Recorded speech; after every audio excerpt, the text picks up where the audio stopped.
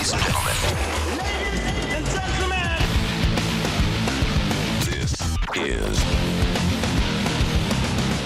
radiopirate.com. Et la vie est un combat.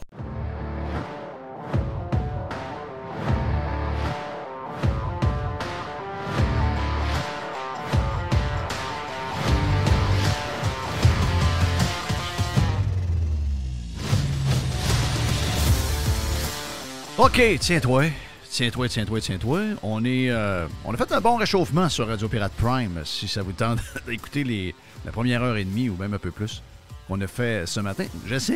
On a tellement fait de sujets en ouverture de Radio Pirate Prime que j'ai de la misère à saisir. Tu sais, souvent, le sujet du jour est plus évident. Là. On dirait qu'il y a beaucoup de sujets intéressants, il y a beaucoup d'affaires qui font réagir. Mais est-ce qu'il y a un sujet par rapport à un autre? Je peux pas vous dire. Il y a des affaires ici et là, puis tu sais, bon, on le sait, là, Trump, ça fait jaser, il y a le gars de la UFC qui fait jaser, il y a les caves qui sont à Davos qui font jaser. Oui. Il y a un paquet de sujets qu'on peut brasser, on peut faire une soupe intéressante, on peut faire une bonne tourtière avec ça. Puis, je sais que l'immigration est un sujet aussi qui fait réagir. En ce moment, on voit que le Parti québécois va sauter là-dessus pour essayer de se faire élire. Donc, il y a plein de sujets qui sont débattables en ce moment. Puis mais il y a une chose qui revient constamment. Puis, on est quasiment mal de revenir quasiment à tous les jours avec des exemples. Des exemples de la faillite du modèle socialiste québécois.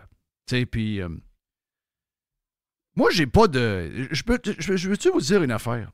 Je ne sais pas, moi, si je suis socialiste ou communiste ou capitaliste ou tout ce qui finit en S. Tu sais, j'ai pas d'idée. Moi, je suis au monde. On m'a crissé une bouteille dans la bouche. Ils m'ont poussé dans le cul pour que je me mette à marcher. Ils m'ont poussé vers l'école. C'est ça. Mon père m'a acheté des patins et il m'a dit « Organise-toi » et j'ai appris à patiner tout seul. Personne ne m'a montré à patiner. Je me suis ramassé à la patinoire Sainte-Anne à Chicoutimi-Nord à travers une gang d'adolescents qui patinaient très vite, qui prenaient toute la patinoire. Puis moi, à travers eux autres, alors que je devais être dérangé, j'avais 4 ans et la seule chose que j'avais dans la tête, c'est de pouvoir me tenir debout, être capable de patiner comme eux autres. Jamais mon père est venu, jamais j'ai eu une chaise, jamais personne m'a tenu. Je me suis tenu après la bande, j'ai tombé sur le cul, j'ai tout fait mes affaires moi-même. Puis c'était ça pour le reste de ma vie. Tu sais, je me suis questionné à savoir je suis qui, moi, là. Jamais. J'ai jamais eu de débat à l'école sur... Tu sais, il y avait des débats nordiques canadiens, il y avait peut-être des débats sur oui, non. Mais y a-tu quelqu'un qui me dit, es-tu socialiste, es-tu capitaliste? Jamais personne me questionne là-dessus. Je sais pas si toi, c'était la même chose, là. Mais moi, j'ai jamais eu de questionnement là-dessus. On n'a jamais eu de débat là-dessus. Alors que dans le reste du monde, moi, chez nous, on était une famille très, très politisée. La politique, c'est à tous les jours, j'en entendais parler. Là. Mais il y avait la question de savoir si on est plus de sensibilité à gauche ou à droite. C'était pas le sujet. Là. Ça existait partout dans le monde. Mais pas chez nous. Non, pas chez nous. Non. Mm-hmm. Non, tu sais, on n'avait pas de... Mais j'ai su, jeune, aux alentours de 15-16 ans, j'ai réalisé rapidement que quand l'État faisait quelque chose par rapport à l'autre, ben quelqu'un qui le faisait était beaucoup plus efficace que quelqu'un qui travaillait à l'État. Tu sais, le même projet de l'État était très long à faire, était très, très dispendieux. Finalement, à la fin, on n'était pas sûr que ça marchait bien. Puis quand l'autre le faisait, la même affaire, ben c'était pas... Ça, je me suis dit, OK, là, j'avais un questionnement là-dessus. Je savais pas à ce moment-là que c'était socialisme versus capitaliste versus... tu sais, toutes les affaires qu'on entend aujourd'hui. Je n'étais pas au courant de ça. Donc, est-ce qu'on a été élevé de même? La réponse est non. Nos jeunes d'aujourd'hui sont... Tu sais, moi, nous autres, on parle pas de ça nécessairement ben dans la maison. Mais mes filles vont souvent dire « hostie de gauchiste », une patente de même. Oui. Donc, je vois que mes filles avec une mère conservatrice de droite et un père conservateur de droite, ont suivi le chemin. Il y a des familles que les parents sont les deux d'un bord et l'enfant. Tu sais, Guillaume Lepage, la rumeur dit que son gars est très à droite. Oui, c'est ce qu'on entend parler. OK? Puis, dans des familles, ça existe, là, que les deux sont d'un bord, puis il y a un où les enfants sont de l'autre bord. Moi, dans ma famille, je suis le seul qui est comme ça, là. Probablement que mon père était un peu comme ça, mais lui était un peu... Il ne pouvait pas s'exprimer tant que ça pour pas faire d'histoire dans la maison.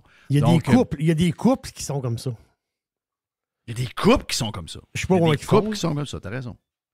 T'as raison, il y a des couples comme ça. Mais, tu sais, aujourd'hui, c'est plus. Mais nous, là, élevés dans les années 60, 70, 80, on n'était pas de même, là. Puis la seule affaire pourquoi je vous parle de ça, c'est que, en n'étant pas comme ça, puis en ne connaissant pas les étiquettes qu'il y avait à ce moment-là, on était élevés un peu, puis c'est bien correct en passant, là, on a eu une très belle jeunesse. Même que j'envie ceux qui ont des jeunesses aujourd'hui comparativement aux nôtres qu'on a eu, plus pauvres, mais bien plus fun. Mais on n'a pas eu ça, puis c'est bien correct. Tu sais, il y avait déjà assez de chicanes avec l'histoire, oui, non, là, on n'avait pas besoin de plus. Mais on ne savait pas trop ce qu'on était. Puis pourquoi je suis ce que je suis aujourd'hui? On n'a aucune espèce d'idée pourquoi je suis comme ça. Aucune espèce d'idée. Est-ce que je peux... Tu sais, moi, j'ai l'impression qu'être à gauche ou être à droite, c'est comme quelqu'un qui dit, ben moi, je suis gay, puis je sais pas pourquoi je suis gay, comment ça se fait que j'aime les gars, mais je suis un gars qui aime un gars. Je sais pas pourquoi. J'imagine qu'il y a des affaires qui s'assemblent. On dirait que dans le temps, il n'y avait pas comme une genre de doctrine. T'sais. Une doctrine, c'est comme si tu avais une espèce d'orientation d'un bord ou de l'autre. On dirait que dans le temps que moi j'ai connu, que toi que tu as connu, on dirait que c'était plus une question de gros bon sens. Oui, c'est ça. Ça a-tu de l'allure, cette affaire-là, ou ça n'a pas d'allure? On voyait ça de même. Là. Mais on s'est rendu compte vite que les employés des villes ne travaillaient pas fort. Que c'était pas très efficace. C'était des jokes. Là, que l'hôpital, on allait à la... Comment ça s'appelait, là? Pas l'urgence, mais la clinique externe. Puis qu'on arrivait là à 8 h le matin, puis à 5 h 30, on est encore là. Voilà. Puis ça, c'était en 1982, là. Tu te dis, viens, ça marche pas, ça, là. On passait la journée à l'hôpital, c'est quoi l'histoire? Déjà, puis c'est rien comparativement aujourd'hui, là, mais c'était déjà tout de travers, là. Donc, tu disais, on sent que quand c'est une ville, quand c'est l'État, quand c'est le gouvernement, on sent que ça roule tout croche. Mais on se posait pas de question du pourquoi. Aujourd'hui, on le sait. Gros gouvernement, socialiste, égale incompétence, chaos, etc. Lenteur, pauvreté, bureaucratie, etc., etc. Grosse inflation, pauvreté, corruption, tout ce que tu veux, là. Mets-les toutes, là. OK? Mais j'aurais été le plus... Je me connais. Parce que tu viens de le dire. C'est le gros bon sens. Je me connais. J'ai un côté... Je peux être jeuf dans son sous-sol. Malheureusement, par contre, si je regarde par la fenêtre du sous-sol, si je passe par la fenêtre, ça se peut que je me casse les deux jambes. C'est quand même assez haut. Mais c'est pas grave, c'est un sous-sol dans les airs. Mais ce que je veux vous dire, c'est que je me connais. Je suis capable de défendre des gens qui m'haïssent. Je suis fait de même, je suis un peu bizarre. Je suis fait comme ça. Si le principe est plus... Le principe, pour moi, est plus important que les personnes. Puis le principe, tu sais, c'est... Et si jamais le socialisme, ça marchait? Oui. Puis qu'on était on top, je vous le dirais. Je vous le dirais. Je vous le dirais, regarde, moi, c'est pas mon style. Je ferais ça différemment, mais je suis obligé de vous dire que pourquoi on changerait? Ça va bien. Donc, j'aimerais payer moins d'impôts, j'aimerais qu'il y ait moins d'employés de l'État, j'aimerais qu'on soit ci, j'aimerais qu'on soit... Mais, somme toute, je paye beaucoup d'impôts, il y a beaucoup d'employés de l'État. Vous savez-vous quoi? Je vois un médecin en 15 minutes. Si je suis malade, j'arrive à l'hôpital, je suis vu en une demi-heure. Les écoles sont écœurantes. Les rues, on est moderne, on a tout ce qu'il faut. On est envié par le reste du monde. Je dirais, ben écoute, dans le dedans de moi, je ne suis pas socialiste, mais je n'ai pas un mot à dire contre le socialiste, ça marche. C'est le bout qui me manque des gauchistes et des socialistes. Oui. Qui défendent encore. Tu défends l'indéfendable. À un moment donné, tu ne peux pas te défendre. Je comprends que tu as certaines idées arrêtées sur des sujets. Mais à un moment donné, il n'y a pas de gros bon sens. À un moment donné, ça n'a pas de sens. Tu ne peux pas te défendre quelque chose contre vent et marée. Tu peux pas, là. Je vais te donner un exemple de ça. T'sais, moi, je pense que les gens de droite, on a tendance des fois à se graffiner entre nous autres. On a de la misère à s'unir comme la gauche. La raison, c'est que même sur nos idées, on est prêt à se remettre en question. C'est un bon point, ça. Si, mettons, il y a quelque chose qui est fait, qui est une idée de droite qui ne marche pas, je connais les gens de droite et les conservateurs. Ils vont vouloir le démolir pour commencer avec d'autres choses. Puis ils vont le dénoncer, puis ils vont le pointer, puis ils vont dire ça ne marche pas la crise de patente, puis on fait ça autrement. Par contre, l'autre gang ne fait pas ça. Des fois, c'est un avantage pour eux. Des fois, c'est une manière de fonctionner qui leur apporte beaucoup parce qu'ils se tiennent. Puis ils protègent leur affaire, protègent leur modèle beaucoup. Mais, tu sais, en ce moment, là, c'est à tous les jours. Là. C'est à tous les jours. Je pourrais vous en nommer. Je vais vous donner ceux d'aujourd'hui, là, OK? Ceux d'aujourd'hui, c'est, le gars qui s'en va à l'hôpital, puis là, ben, il n'y a rien qui fonctionne, puis il est repoussé, puis il ne peut pas voir, puis etc. Puis là, ben, il va dans une clinique privée, ça lui coûte 115$, puis il est vu en une demi-heure. Puis le gars, tu le regardes, puis tu dis, c'est pas écrit dans l'article de Radio-Canada, je dois le dire. Là. C'est 100% préjugé. OK, ce que je fais. Ce que je fais là, c'est 100% préjugé. Puis peut-être que M. Mallette, si vraiment je me trompe sur ce que je pense qu'il est, ben il me corrigera. Ça se rendra, puis il me corrigera. Mais le gars, il s'appelle Gilles Mallette. Puis il n'y a pas eu d'autre solution que de se tourner vers le privé pour se faire soigner après avoir appelé le 811, un homme de 63 ans de Lanaudière, avec des symptômes sévères. C'est un gars qui a des problèmes de respiration. C'est un gars qui a des problèmes de poumons depuis qu'il est jeune. Il fait de l'asthme. Il a des problèmes. Puis là, ben, on va se le dire, là. Vous entendez Mr. White qui parle comme Paul Arcand? Oui. Jerry qui a une voix d'un gars qui fête jusqu'à 3 heures du matin. Oui. Donc, il y a beaucoup de virus en ce moment qui se promènent.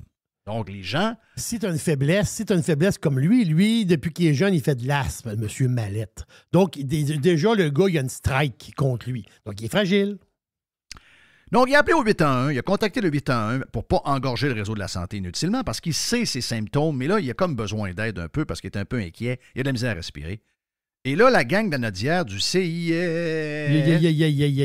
on lui a dit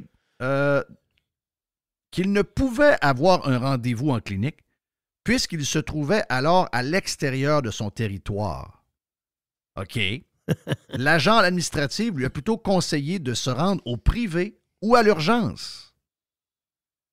Mais le gars, il est un peu en crise. Il dit là, malgré les demandes répétées de Gilles Mallette, l'infirmière a refusé de lui offrir un rendez-vous au-delà de 24 heures et l'a dirigé vers les urgences de Lanaudière. Je comprends sa responsabilité professionnelle. Si elle juge que j'ai besoin d'un rendez-vous dans les 24 heures, elle ne va pas m'en donner un dans les 48 heures, mais je lui ai dit que je n'irai pas à l'urgence. Et qu'est-ce qu'il a fait? Eh bien, Chris, il est allé au privé et il a été vu sur le champ. C'est ça. Et ça a coûté, je pense que c'est 115 $. C'est ça, 115? Il dit, garde, il dit, ça me fait chier. Il dit, on paye des impôts. Il dit, c'est 135. 135 piastres. 135 $, 15 minutes. C'est une infirmière praticienne qui lui a donné, spécialisée, qui lui a donné, alors regardez ce qu'il y avait. Elle lui a donné la médicamentation, puis ça lui a permis de reprendre la santé très rapidement. Excusez-moi, c'est gênant, je vois le faire. Là. Oui, parce que lui, Mallette... Mon feeling, c'est que ce gars-là, c'est un défenseur du système. Oui, parce que Mallette, lui... Regarde, je ne veux pas y mettre ce qu'il n'y a pas. Moi, Mallette, là, il a écouté le ministre, puis le ministre, il dit « Venez pas à l'urgence. Venez pas à l'urgence. » Fait que lui, Mallette, là, il dit « Christophe, quand il parle à personne, il va dire « C'est toi que tu vas au privé ou tu vas à l'urgence. » Ben lui, il veut pas y aller à l'urgence. Il veut sauver le système de santé. Il est allé au privé, il a craché 135 Il a écouté le bonhomme. Là. Il a écouté. Bon, oui, carrément ça. C'est carrément ça, là. Donc, c'est quelqu'un qui a probablement voté PQ toute sa vie. Peut-être une fois CAQ. Peut-être QS. Mais c'est convaincu. Mon feeling, c'est que c'est un believer du système. Oui. Okay? Mais là, il vient de se rendre compte que... Parce que là, il s'en rend compte parce que ça le touche lui. C'est quand ça le touche eux. Tu sais, même chose pour ce qu'il y a dans la presse ce matin. La gang de l'organisme L'Arche. En passant, on fait un article, on est là en train de souiller l'histoire de Jean Vanier. C'est un peu gênant, en passant. Alors qu'il était reconnu coupable de rien, puis on n'est pas capable de rien faire. C'est tout, ça semble beaucoup plus des oui-dire que d'autres choses. Là. Mais oui, c'est lui qui a fondé l'Arche.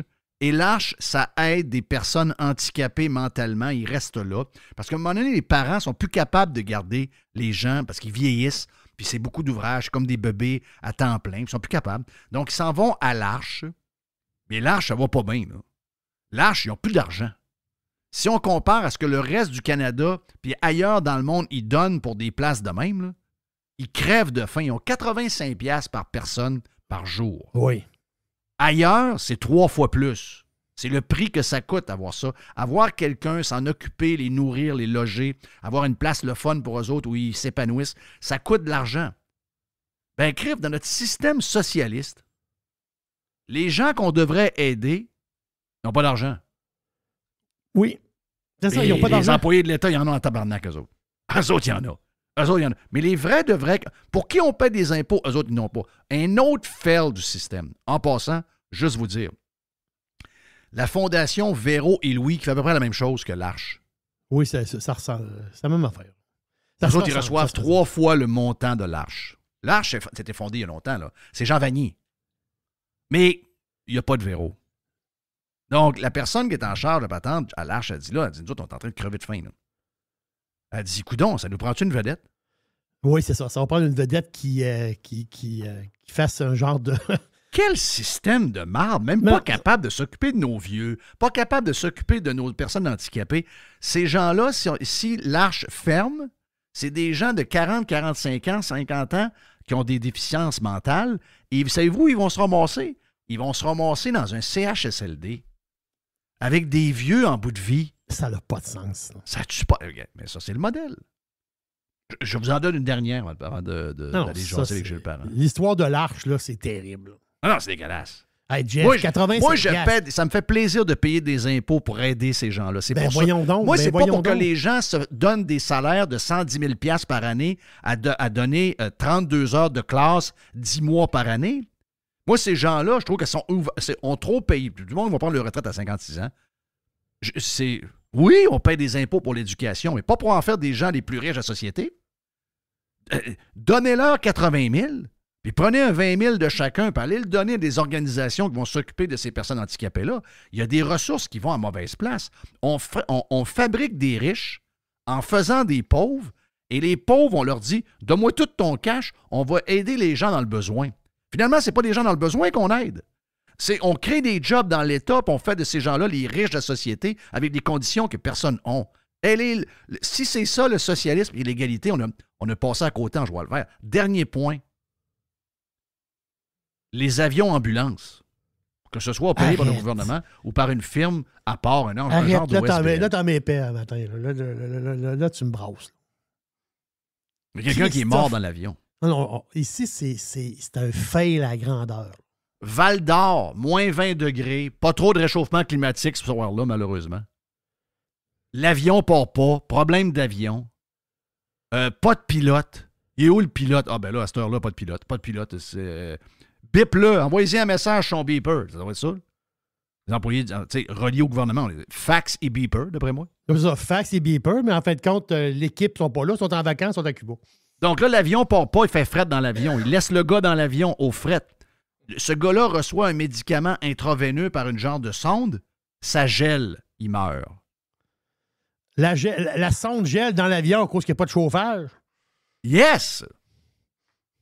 Non, c'était peurant. Là. Mais mon point, c'est pourquoi c'est moi qui est en crise? Moi, je pourrais rire. Non, mais... Parce que ça fait 25-30 ans, c'est à la scène publique que je dis que notre modèle, c'est une honte, c'est une crosse, c'est de la corruption, c'est le chaos, etc. Moi, je devrais dire, ah! J'ai-tu raison, tu penses? Je devrais en rire. Parce qu'à chaque jour, j'ai des dizaines et des dizaines d'exemples que ça ne marche pas. Ben, Chris, moi, j'en ris pas. Moi, je suis découragé. Je braille. Je veux améliorer la patente. Et ceux qui nous ont proposé ça et qui le défendent encore aujourd'hui sont pas en crise. C'est nous autres qui est en crise de ça. On dit, voyons, nous autres, on veut que ça marche. On veut pas que quelqu'un meure dans l'avion. C'est quoi cette affaire-là? Mais eux autres, c'est pas grave. Pas grave. Les profs du FAE ont accepté. C'est pas... Trump. On a peur de Trump. Ah non, laissez faire Trump, là. D'après moi, la cour est pleine pas mal d'affaires à régler ici. Là. Mais ça leur dérange pas. Ils font semblant de rien. Ils font semblant. Chris, c'est ton système. De temps en temps, quand ça le touche, hey, je suis allé à l'hôpital, j'ai attendu 48 heures à l'urgence. Hey, Chris, c'est ton système. T'as pas tant de toi. Pourquoi tu t'en vas pas en croisade pour essayer de le réformer? Pourquoi tu n'embarques pas dans le bandwagon de Éric Duhem? C'est ça qu'il veut. Ah non, jamais. Dudu. Oh, on ne veut pas être avec Dudu. Il est pas fin, lui. Ben non, c'est un On l'a vu dans le sondage. Lui, il est pas fin. Ben oui. Donc, voilà. C'est bon. C'est pas les bons. C'est pas les bons qui sont en crise après le modèle. C'est ceux qui l'ont amené, c'est ceux qui le défendent qui vont être en crise. C'est le vôtre. Les autres sont de bonne humeur. C'est ça qui est très bizarre. Et voilà pour ce jeu. Hey, on lance le week-end aujourd'hui avec l'aubergiste dans les prochaines minutes. Ça, c'est le fun en tabarnache. C'est le week-end. Ça, c'est le fun. Un bon rouge. Oh, yes. Puis Gilles Parent est next. Jeff Fillion. Radiopirate.com. Enfin, pirater, c'est légal. Radio Pirate. Comme tu peux voir, Gilles, beaucoup de voix feutrées alentour de toi. Oui, les gens, des voix FM. Des voix de cigarettes, cognac, coucher tard, mais finalement, ils prennent pas de cognac, pas de cigarettes, ils se couchent pas tard. Couche de bonne heure. Tout le contraire. Ouais. C'est peut-être l'âge aussi. Là. Bon matin, M. Jeff, comment ça va? Hey, ça doit être un scoop pour moi. Oui, en fait, cette semaine, j'étais content. Ben content. J'étais pas content de la fermeture du Mézeray, mais j'étais content que Sébastien me rejoigne puis il me dise, écoute, je sac mon camp dans le sud parce que là, j'en ai plein mes culottes, mes bottines. J'annonce aux employés que je ferme. Puis si quelqu'un veut reprendre le commerce, tant mieux. Sinon, bonne chance. Qu'est-ce que je te dis? Moi, je suis rendu au bout de ce que je peux payer puis de mettre là-dedans, même s'il a bâtisse à lui. Fait que j'étais content qu'il m'en parle à moi. J'ai mis ça en ligne, puis sincèrement, ça réagit beaucoup. Énorme. Écoute, moi, sur X, comme je te dis, moi, seul, vu que je suis moins dans l'action, je le suis un peu plus depuis que je suis avec toi. Très honnêtement, je te conterai une anecdote. Tu me fais penser tantôt du Saguenay, du lac Saint-Jean, tu vas rire, lié à ça. Mais donc, tu sais, de voir qu'il y a plus de 20 000 personnes sur X qui ont parlé de ça, qui ont réagi là-dessus, et souvent, qui prennent la balle au bon pour parler d'un autre restaurant, de la situation en général. Les restaurants, je pense que personne qui nous entend aujourd'hui qui n'a pas eu cette discussion-là depuis quelques semaines, quelques mois, on y va moins, fait qu'il y en a qui vont péter aux frettes, puis il y en a qui pètent aux frettes, là. Fait on est à moitié surpris, tu comprends? Mais on se dit, ah ouais. Dans le cas du Mézeray, ça fait 50-60 ans, tu dis, oh, attends un peu. Il y avait ça a donné un coup à Jerry. Jerry nous expliquait sur Radio Pirate que il y a 3 pizzerias qui ont lancé la pizza à Québec. Oui. Il y a Gogo Pizza. Gogo, Western. Et Jerry. Puis, c'est vrai. Le Mézeray, c'est Western Pizza. C'est Western pendant 20 ans avant, au moins. Exactement. Ouais. Je pense que Western, c'est 67. Ouais, 67. Nous autres, on est sur les 8. Puis Gogo, je crois, c'est 65 ou 66. Gogo t'a fait moins que vous autres, d'après moi? Gogo t'a fait... on t'a fait moins que nous autres. Oui, c'est ça. Mais il était là 1 an ou 2 avant. OK. Oui, il y a une patente de même. Mais moi, je me rappelle quand j'avais entre 18 et 25 ans, on y allait chez Gogo en fin de nuit. Oui. Il y en avait un sur Lormière, il y en avait une couple à Québec. Bon. Donc, j'étais content qu'il me parle de ça. Puis évidemment, j'ai vu l'impact que ça avait. J'ai vu le fait qu'on travaille ensemble. Puis le fait d'avoir du... Je me suis rendu compte aussi, on parle souvent contre les réseaux sociaux, Jeff, mais moi, mes 5000 personnes qui me suivent sur Facebook, ça me permet de faire la promotion de mes podcasts. Puis, dans ce cas-ci, c'était une nouvelle aussi en même temps. Puis, je suis rendu à peu près... Depuis que je suis avec toi, j'ai monté 2000 sur X. Fait que c'est une bande de gens qui nous aiment ou qui nous écoutent ou qui nous haïssent, puis qui nous écoutent pour nous haïr. Peu importe, ça fait des gens que tu peux rejoindre qui sont spécialisés, qui ont un intérêt en théorie sur ce que tu fais. Fait que, quand tu as besoin de dire quelque chose ou de passer de quoi, bien... ça a un impact. Fait que ça, je l'apprécie beaucoup. Ça, je vois ça. Mais je reviens à ce qui est dans l'air. Puis pour les gens de la... Je te dirais pour les gens de la Ville de Québec, on est dans la même lignée que ce que Jerry veut dire des restaurants qui, dans les années 60, ont été lancés. Moi, je vais te parler d'un commerce qui s'appelle Provision sur Quartier, qui a été vendu il y a 1 an, pas plus que ça. La famille Drouin, les gens connaissent le père, le mononcle, puis les fils, puis c'est les fils qui tenaient ça à la fin. Ils ont vendu en 2022, finalisé en 2023, une bâtisse et des appartements, 2 grands 4,5 au-dessus. Ça a été vendu à une famille de Français il y a 1 an. Moi, comme c'est mon coin, Jeff, dans ce coin-là, souvent, en prenant mes marches, j'arrêtais aux provisions, régulièrement, je te dirais. Et quand les Français sont arrivés, eux autres, c'est mon interprétation bien personnelle, mais comme je suis client, malheureusement, je vais conjuguer au passé, comme j'étais client, j'ai trouvé que leur approche était arrogante. Les Français qui connaissent tout dans la nourriture, qui connaissent tout dans la restauration, tassez-vous de là, on arrive, on va vous montrer, on met du neuf là-dedans, on va brasser la cage un peu. Une business qui marche avec des gens du coin depuis 1945, Jeff. C'est ouvert depuis 1945 sur Provision Quartier. Okay? C'est ça. C'est comme un mini-supermarché. Oui, exactement. L'image. La vieille méthode que tu vois dans les villages, les villes, puis que tu vois dans plein de villages européens aussi. Même chose. Et avec une addition très, très solide d'une boucherie. Il y avait vraiment des... Tu sais, quand comment ça s'appelle, le bœuf, là, attendri, je cherche le nom. Wagyu? Non, le Wagyu, le Kobe. Qui mettent dans la sauce, je cherche le nom, c'est tellement... tu parles du bœuf bourguignon, le bœuf... Non, c'est vraiment des morceaux de steak qui sont attendris. C'est de la bavette. Bon, je cherche la bavette. Oui. Bavette, eux autres, des fois, il y a des journées qui en vendaient, je ne sais pas combien de livres, mais c'était épouvantable. C'était l'endroit connu à Québec pour la bavette et des gens qui allaient que pour ça. Bon, en tout cas, tout ça pour dire que c'est tellement devenu populaire, la bavette, que c'est peu achetable. Tu te rappelles avant la bavette, quand on a découvert la bavette, comment c'était goûteux, comment c'est bon. Mais qu'il n'y avait pas grand monde qui en mangeait, on payait ça rien. Moi, ça me frappait parce que quand j'allais en Europe, les repas du midi, il y a toujours de la bavette. 16 €, repas complet, exactement. 15 €, tabarouette. Mais alors, c'est vrai que tu as raison. Mais c'était la bavette ou encore, il n'y a pas la langue. C'est quoi la patente qu'il disait? Là, il y a une autre partie aussi qu'on ne prend pas. Puis que dans les bistrots français, ils prennent très beaucoup. Fort. Parce que c'est un bœuf pas cher. Oui. Il n'y a plus grand bœuf pas cher. Mais là c'est plus ça. Là. La bavette, c'est rendu cher. Moi, je remarquais, comme un client, quand j'allais aux provisions, qu'il y avait des prix, étonnamment, pour une petite épicerie, qui était quand même raisonnable. Moi, je suis un mangeur de tomates, tout le monde le sait. Ceux qui me connaissent, c'est 2 tomates minimum par jour.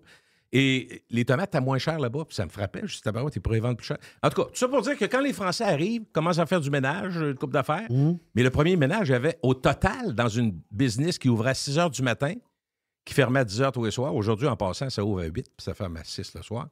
Fait qu'ils ont changé les heures. Il y a au moins 70 à 80 % dans les 6 premiers mois des employés qui ont été mis à porte. On fait du neuf. Puis la gang, la famille. On ramène la famille, des cousins. Ils ont le droit de faire ce qu'ils veulent, c'est à eux. Parfait. Oui. Aujourd'hui, le 18 janvier 2024, c'est à vendre. Encore. Ça fait pas 1 an qu'ils ont acheté. C'est à vendre. Wow. J'ai vu l'affiche. Je vais vous donner les informations. Des fois que ça t'intéresse, Jerry. Oui, pourquoi pas? Ah ouais, donc. Donc, établi sur quartier depuis 1945. Ça fait 80 ans que le commerce fonctionne. C'est à vendre à nouveau aujourd'hui. On demande 4,1 millions pour la bâtisse et les 2 plus évidemment TPS TVQ. C'est ceux qui sont intéressés, PMML Courtier qui vend. Je ne connais pas vraiment.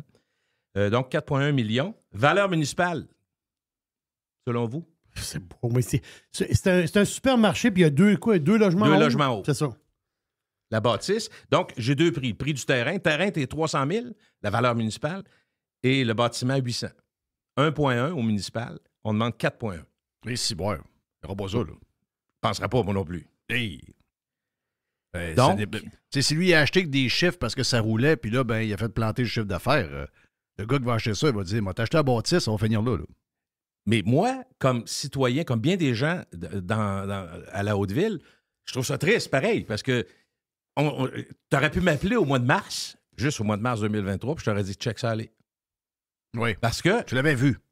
Moi, j'ai recroisé des gars qui n'étaient pas des amis, mais tu sais, il y a beaucoup les frères Drouin écoutent Radio Pirate depuis très longtemps. Oui, je sais. On en parlait souvent. Tu sais, hein? Bon. Il y en a un qui fait de la moto, qui a une Christy belle moto, d'ailleurs, l'écœurant. Il s'est arrêté, puis il m'avait jasé, puis il dit, regarde. Ça, sont-tu retraités aujourd'hui? Ils ont parti d'autre chose? Je pense qu'il y a un moyen d'être retraité, mais je sais pas s'il y avait une clause où il ne pouvait pas travailler dans la région pour un bout. J'ai aucune idée, Jeff, je sais pas. Mais ils sont encore assez jeunes. Là. Celui à qui je parle, il est plus jeune que moi. Là. Il doit avoir 55 à peu près. C'est ça, nos âges. Puis c'est sûr qu'eux autres, ils ont de la peine aussi de voir ça aller, puis ils l'entendent. Mais tu sais, je te donne un exemple que lui m'avait donné. Je trouve que ça reflète tellement ce que sont des commerces de proximité. Il dit, il y avait un monsieur sur la rue Cartier qui, lui, allait aux provisions tout le temps. Il demandait une affaire, livrez-moi. Parce que ça l'écœurait. Il aimait ça faire une grosse épicerie, puis tu sais, c'était pas la place à des moins. sacs, tout ça, c'était Pas de temps à perdre. Et lui, des fois, ça a été les mononcles. Des fois, ça a été M. Drouin-Père, j'ai vu ça. Qui allait livrer. Non, il embarquait dans son camion, puis il va tranquillement, puis pas de problème. Puis même livrer à 150 mètres, à 50 mètres, on s'en fout. Tu veux le service, puis écoute, merci. Il y a un gars là-dedans, il y a un monsieur, il me l'a compté, qui dépensait à peu près 1500 par mois chez Provision. Quand les nouveaux opérateurs français... Non, quoi ces affaires-là de livrer sa rue? Ouais, franchement. OK, bye. Il vient de perdre 1500 par mois. Après ça, la madame... Mais comme ça, c'était comme ça qu'il gérait. T'sais. Ça sonnait. Vous ne montrez pas comment... Hey, on est des Français. Un peu. Là. On en a vu d'autres, là. Commencez pas à nous dire comment ça marche. Ben, c'est ça que ça donne. Un an plus tard. T'as un client qui te donne 15 000 par année. Ouais. Mais moi, je me sens que c'est un no-brainer. Tu n'enlèves pas un droit. Tu dis, hey, ça a l'air qu'ils ont été bons pour toi dans les 10 dernières... Y a-tu quelque chose que je peux faire pour toi encore de plus? Et voilà. J'arrive, moi, là. Qu'est-ce que je peux faire pour te rendre l'expérience encore plus fun? Encore mieux. Ben oui, voyons, qu'est-ce que c'est ça, cette affaire-là? Mais ce qui serait drôle, c'est que cette épicerie-là change de vocation pour que ça soit juste 3 logements ou une patente par rapport. Tu sais, à un moment donné, je suis d'accord avec toi. Les commerces de proximité, tu sais, la fameuse ville 15 minutes, là, ben, ça marche, la ville 15 minutes, mais il faut qu'il y ait des commerces dans le 15 minutes. Sinon, ça ne marche pas. Sais-tu quoi? Qu'est-ce qui fait souvent la différence, Jerry? Qu'est-ce qui fait la différence entre le métro qui est sur Cartier, le IGA qui est pas loin, le Provigo qui est au coin de Belvédère? Tu sais, à Hauteville, t'es bien pourvu, là. Qu'est-ce qui fait la différence? Provision, c'est les gens. Oui, les prix, si t'es pas hors de prix, tu as du service. Tu arrives là, tu dis, mettons, je me rappelle... les gens vont en ville pour avoir une expérience. Les gens s'achètent un condo, comme tu as fait en ville, pour avoir un feeling de ville. C'est vrai, mais Jeff... Ils veulent pas se sentir en banlieue. Ils vont y aller au petit géant. Mais si je vais au métro, mettons, j'ai rien contre le métro, j'y vais. C'est sûr que j'y vais de temps en temps, pas de trouble. Mais si je vais voir le boucher et je dis, j'aurais besoin pour faire une soupe spéciale que tu me gardes les os. Ah non, c'est pas fait ici, ça fait à Montréal, ça s'en vient. Ça arrive en paquet, je peux pas vous faire. Mes provisions, les autres sont en arrêt avec les gros couteaux, ils peuvent te le faire. C'est ça. Ils le faisaient. Fait que la madame arrivait, elle disait, pour mon chien, il y a des gros os avant de les jeter, pouvez-vous m'en garder? Madame Blouin, ça va être à votre nom dans le... Ah, numéro 1. C'est ça. Et elle comme est dans là pour le 2 temps, ans. Là. Comme dans le temps, Ben comme oui, quand nous autres étions jeunes. J'invente rien ce que je dis, mais quand le gars arrive et enlève tout ça en disant, non, ça marche pas cette affaire-là, comme nos parents qui nous disent dans le temps qu'il y avait une paye par mois, dans certains cas, il y en a qui c'était aux 2 semaines, puis ils faisaient marquer. On a tous connu ça, je veux pas faire vieux, mais ça marchait de même, puis c'était au crayon plomb dans un cahier Canada, puis M. Blouin, il doit 14,27. Parce que le micro-commerce, il peut pas être pareil comme une immense chaîne. Tu peux pas jouer au Costco sur le quartier. Non, faut que tu joues comme un micro-commerce, puis c'est ça la beauté de ça. Non, mais expliquez-moi, il y a une affaire que je comprends pas. Gilles, t'es en ville. Jerry, tu te promènes en masse en ville. On a eu l'histoire de Montréal cette semaine là, que la mairesse nous a annoncé à grand pompe. Hey, là, on va avoir un quartier. Le quartier latin devient... Puis moi, le quartier latin, là, on va vous dire parce que, tu sais, j'ai eu une blonde à un moment donné quand j'étais jeune qui était à Montréal, puis elle était justement au coin de Sherbrooke, puis dans ce coin-là, pas bien loin, il allait à pied tout le temps.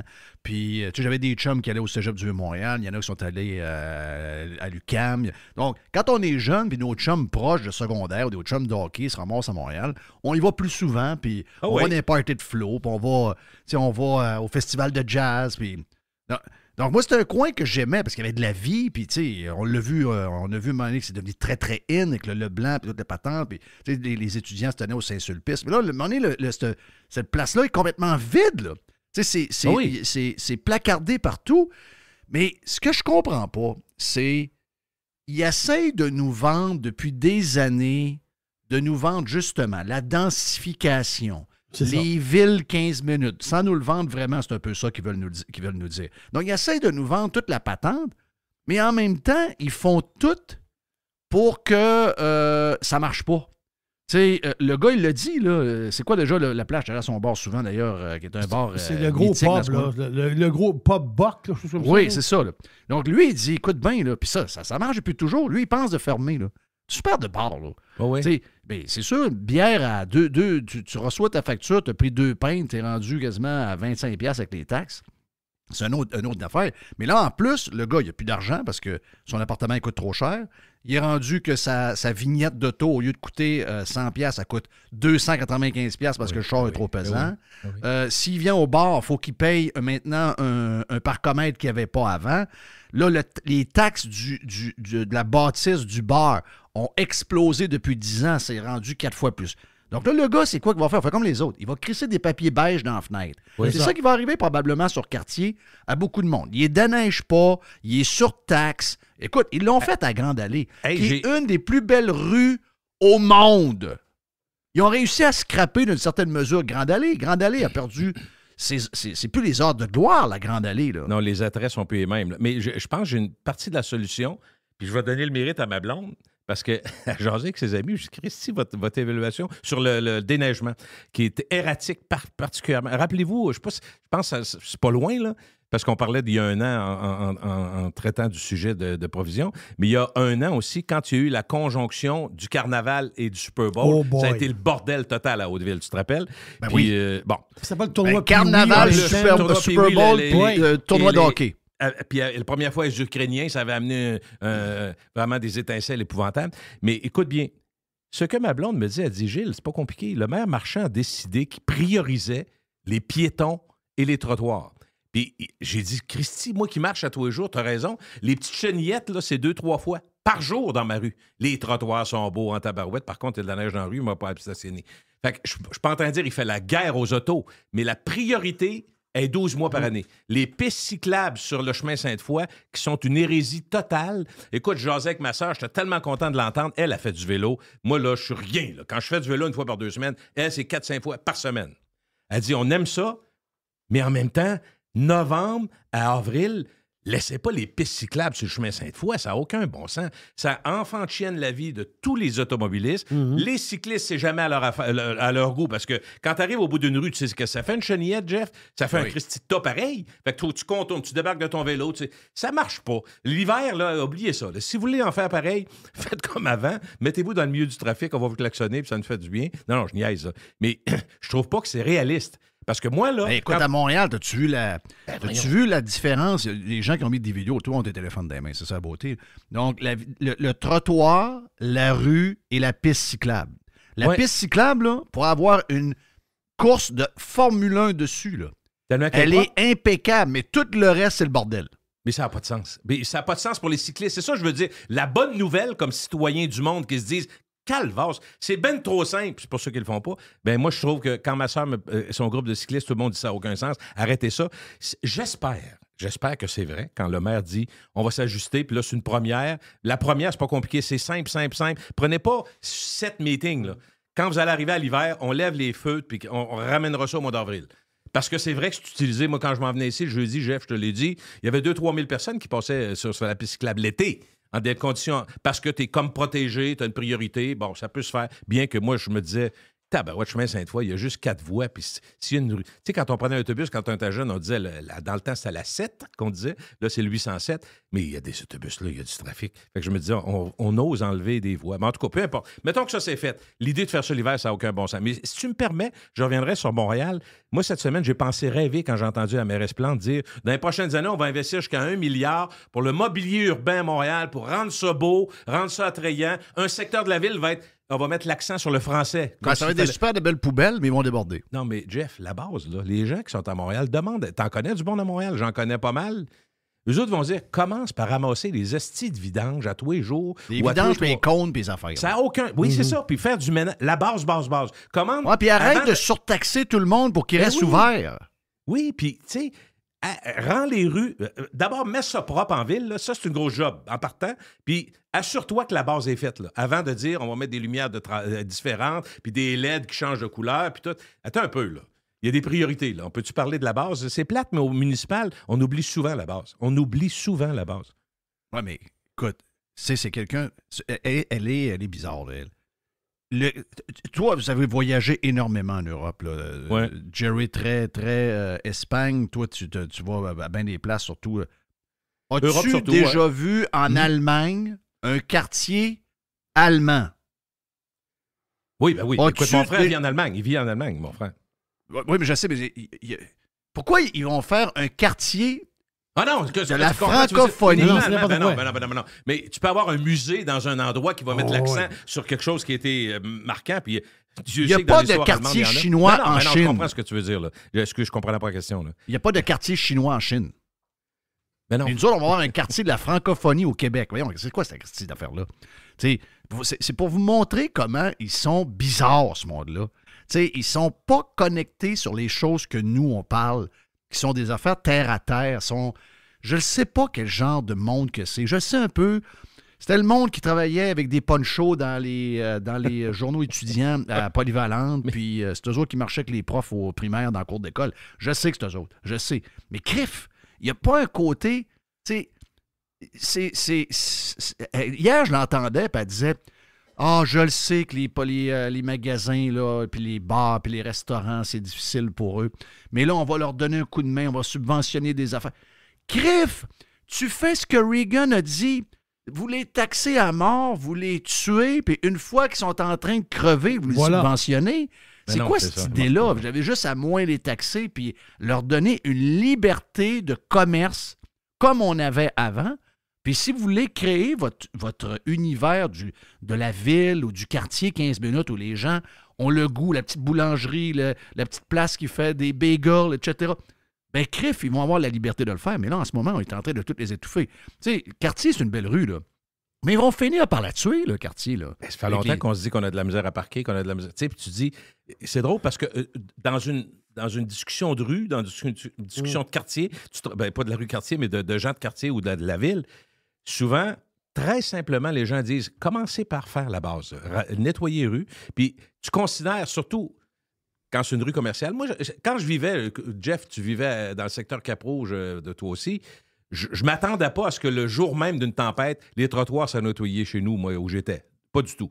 Par contre, je me disais, la rue principale, où tout le monde passe, les ambulances, tout, ça va être prioritaire. À Québec, il n'y a personne qui est surpris de voir que René Lévesque, le chemin Sainte-Foy, le boulevard Laurier, la rue Cartier, la rue Maguire, les rues principales commerciales, la rue Saint-Jean, c'est prioritaire. Puis c'est pas si dur d'être prioritaire quand tu y penses, là. S'ils disent, puis même quand ils disent, moi-même, tu vois, j'ai pensé à quelque chose. On ne devrait pas penser à ça. Je reviens à ce que tu disais dans ton ouverture tantôt, Jeff. Ça ne devrait pas être nous autres qui pensons à ces solutions-là. Là. Ça devrait être naturel pour ceux qui gèrent nos affaires. Mais je me disais, mettons que tu sais que là, ça s'en vient, le Super Bowl, le carnaval, telle affaire, tu peux demander à tes équipes, parce que travailler une nuit, ils le font déjà. Le soir, la nuit, quand ils font le ils ne travaillent pas en fin de semaine. Ouais, je sais. Sauf que quand ils disent à fin de semaine... Non, si la tempête tombe le jeudi soir, t'es fourré avec jusqu'à dimanche soir. Tu prends les rues principales, t'en as 10, t'en as pas 700 à Québec. On n'est pas une ville de 9 millions, d'autres 12 millions. Arrêtez, là. Là, tu dis, OK, parfait. Nous, là, ce qu'on va faire, on avise les commerçants, là. On va nettoyer la rue Cartier entre 4 h du matin et 8 h du matin, tabarnak, c'est simple. Oui. Ça va être ça. Parce qu'il n'y a personne. Lâchez-moi le trottoir, puis lâchez-moi le stationnement. On va mettre 4 lumières, c'est faux. C'est rien. Tu mets des lumières clignotantes, on vous le dit, là, entre 4 et 8, là, on nettoie celle-là, on nettoie Saint-Jean, on nettoie Maguire. Ça va être fait en 4 heures, Jeff. Tout va être fait. C'est réglé. Moi, ma rue, à moi, là, est moins importante. Mais ça ira le lendemain. C'est sûr, je te dis, c'est pas grave. On est capable de trouver cette solution-là. Elle est simple. Là, ils me disent, ben là, non, parce qu'on ne veut pas enlever des stationnements, les restaurants sont ouverts. Ouais, là, c'est parce que tu parles de 9 h du soir. Après ça, tu dis, on peut pas le mettre en plein jour. On ne fait pas 11 h du matin parce que là, je m'en vais chercher mes fleurs. Mais le matin, là, Christy, en Europe, là, excuse-moi, Jeff, je t'ai emporté, mais quand on est à Nice ou des places comme ça, tu remarqueras les rues piétonnes, puis tout. Les camions sont là, mais ils sont là le matin entre 5 h et 9 h. 5 h et 9 h, partout dans le monde, en Europe, en Espagne, à Madrid, Chris, ça livre de 5 h du matin à 9 h. C'est ça. C'est normal, c'est logique. Mais pourquoi on pourrait faire ça sur ce quartier? Nettoyer la petite neige. Moi, je capote. Puis je veux juste te rajouter, j'ai parlé à quelqu'un, un syndiqué hier de la ville. Il dit, on n'a plus de contrat depuis le 31 décembre 2023. Eux autres, les employés des cols bleus n'ont plus de contrat. Là, OK? Donc, ils n'ont même pas commencé les négociations. Donc, tu as une opportunité là. Parce que tu as raison. T'sais, moi, ça me choquait chez nous, là, parce que la rue était très mince, puis je trouvais qu'il y avait beaucoup d'enfants. Ouais. Puis ça m'énervait. Quand on est passé d'un sous-traitant à la ville, Puis les gars de la ville, puis les filles de la ville font une très belle job quand on les laisse travailler. Là. C'est pas ça. Là. C'est juste que, de par la convention, si la tempête tombe le jeudi, ben là, on avait une rue avec une voie, avec de la neige qui était dangereuse pour les enfants quand ils circulaient à pied, jusqu'au lundi matin, parce que c'était dans la nuit de dimanche à lundi qu'ils passaient à la souffleuse. Bon, OK, c'est un quartier, je suis capable de dealer avec ça. C'était tannant un peu. Mais tu as raison, dans les rues principales, là, la convention collective est à négocier. Là. Puis, ce qu'on me dit, c'est que d'abord, les syndiqués, c'est plus comme avant. Il n'y a plus l'effet tout le monde se tient, etc. On est dans un monde il y a des opinions aussi aujourd'hui.